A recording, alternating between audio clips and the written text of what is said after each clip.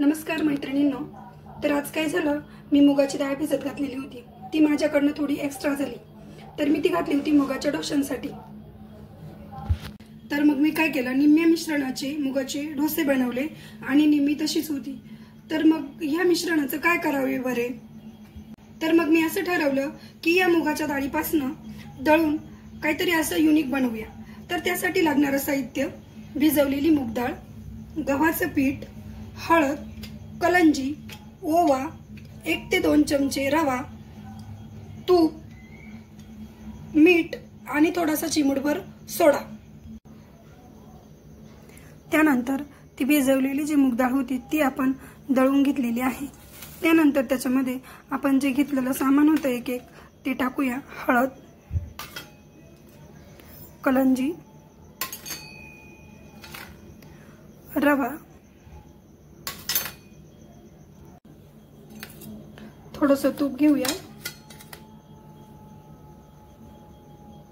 त्यानंतर जे गव्हाचं पीठ घेतलं होतं आपण ते टाकूया।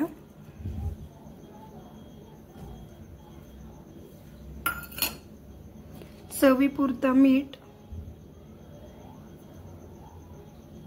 त्यानंतर जो ओवा होता तो असा हातावरती थोडासा चोळून टाकूया आणि या मिश्रणाचा एक गोळा तयार करून घेऊया।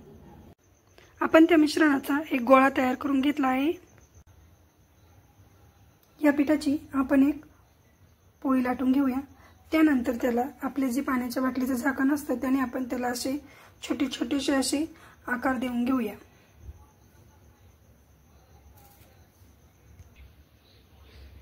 अशा प्रकारे मी ते दोन शेपमध्ये कट करून घेतलेले आहे।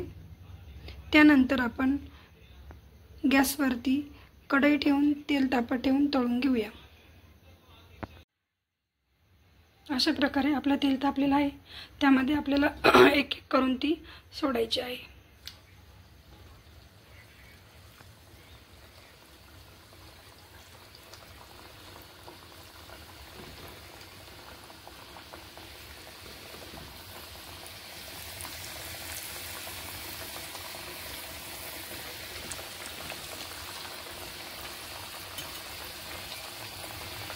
एक एक करून आपण त्या पूर्ण तळून घेत आहोत।